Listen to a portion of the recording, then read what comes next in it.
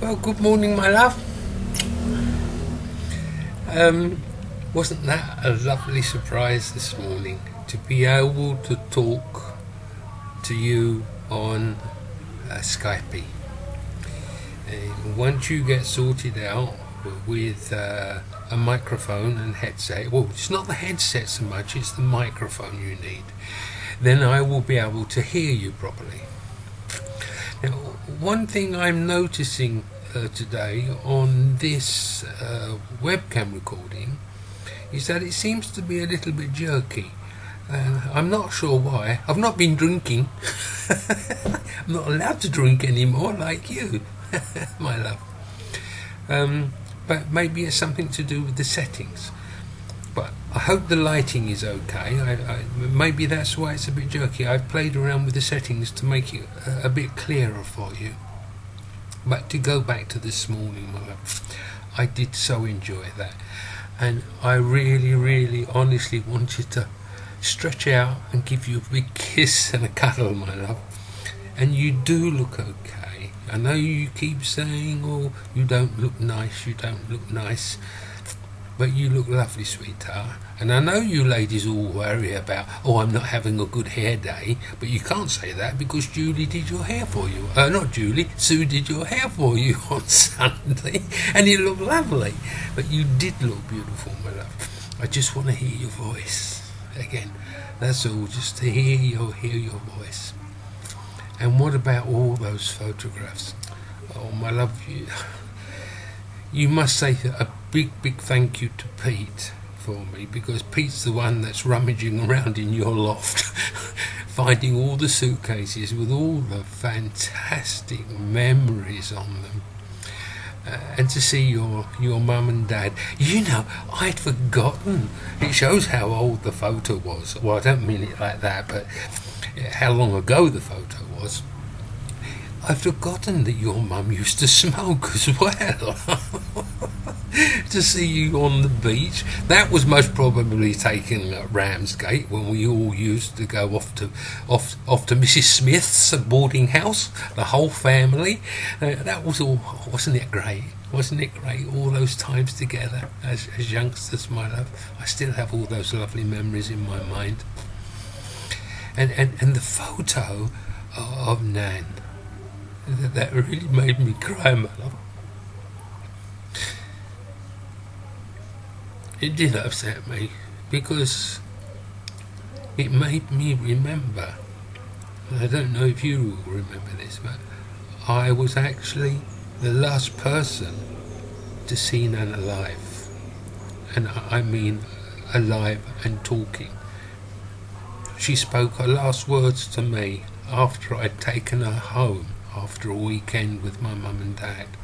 And she'd gone in the house and she'd lit one of her white cigarettes. And I couldn't have even been at the bottom of the road. I couldn't have been. And she had that terrific stroke.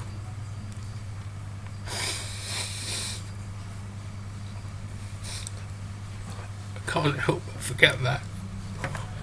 Often thought, if only I'd waited a few more moments, I'd have been there. Maybe things would have been a bit different. But, well, that's life, isn't it, my love? That's the way things happens. But it's lovely to have all these beautiful photo memories of Nan and Pom, and that's lovely. I told you I lost all my memories when I left England. That was my own silly fault, but never mind. I was more intent in getting out here to be with Sumi, and you know I love her very much, and that was all that was in my mind. But all those photographs. The photograph of me on my moped. That was the first moped I bought. I was just turned 16 years old, and I hadn't saved it. Mum had made me save the money from my weekly salary, because I started work when I was 15 and I had to save 10 shillings a week. She made me do that, and I think I paid about £10 for that moped at that time. Oh, exorbitant price, but it was, oh, how fantastic that was. And not long after that, I bought myself a brand new moped. And then when I was turned 17, I bought my first car. Great, that's the way life goes on, doesn't it, my love, like that. But the photo there were two photos that have got me a little bit guessing. The one of your mum, dad, and myself. I'm sure the baby is Steve. I'm sure it's Stephen.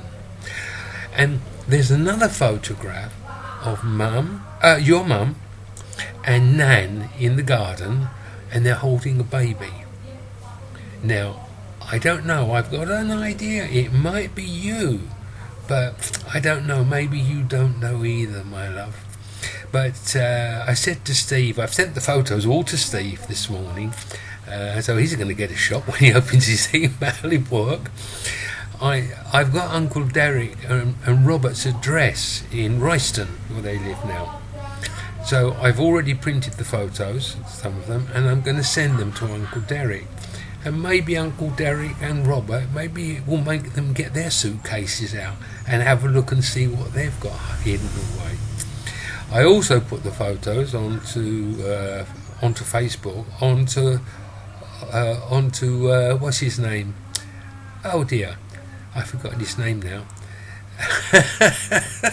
I've forgotten his name now. Onto one of the, I think it's it's Kenny's son's Facebook page, so he can pass them on to Kenny, and then Kenny on to Leslie and Paula and everything. So, but don't you think this is fantastic, my love? Here we are now, in 2013, not long to 2014. But let's go back to when we used to sit on your mum's back doorstep, and you used to teach me how to make little cakes, and we used to play around with cooking and everything, and we've spoken before about the gypsy bread and things we used to do. Computers, handphones, iPads, all this modern technology we didn't have any idea about. We didn't have anything like that available for us. When we were young, we used to play. We used to make up games to play with. The little girls used to play with their dolls, or the boys would play with their trains, or play cricket, or cowboys and Indians, or whatever. But now, Vera that you saw this morning on Skype, she's only 2.5 years old. And she can already pick up her mum, handphone, and she can phone her dad. Now, children so young already know how to use handphones. It's amazing. They're not interested in other toys now. In fact, there was a program on the television, Indonesian television, yesterday, and they were saying about just how much all this technology has changed today's children, and how they have become uninterested in their education. They're more intent on talking to their boyfriends or girlfriends on their handphones. It's wrong. I don't know. The handphone seems to have changed so much worldwide in so many different ways. As I say, all this technology, we didn't have it, my love. I mean, you remember Nan's old handphone? That was a hefty, weighty beast, wasn't it? Great big black thing there, oh dear. Well, my love, I've been talking to you now for nearly 10 minutes. So I'm going to put this up onto YouTube. And then once you get sorted out, I've already sent an email, spoken to Sue on Facebook about you needing a headset. It comes with the earphone and microphone. Just like this. Let me show you. I can show you one here, can't I? There we go. This is all it is, my love. It's like this, you see. you get earphones, and then it has a microphone, I can't get it right, has a microphone with it, like that. You see, and that's then if you have that, then we will be able to hear each other properly. I will be able to hear you. Okay. Well, my love, it's 10 minutes past 2 in England now, so it's 10 minutes past 9 in the morning here in Indonesia. So no doubt you're waiting to hear this, so I'm going to get it off and onto YouTube, okay, and get it sent to you, my love. God bless you, my love, and thank you so much for all you're doing for me.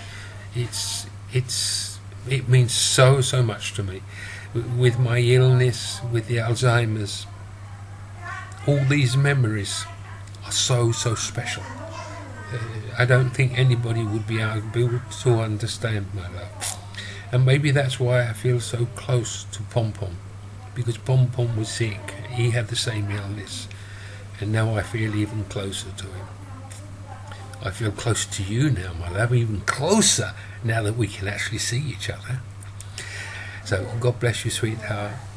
Try and have a good rest, okay? And take good care of yourself. I know Pete looks after you well, and as I said, please tell Pete I really appreciate him finding all these photographs. I hope it's not wearing you out too much. God bless, my darling.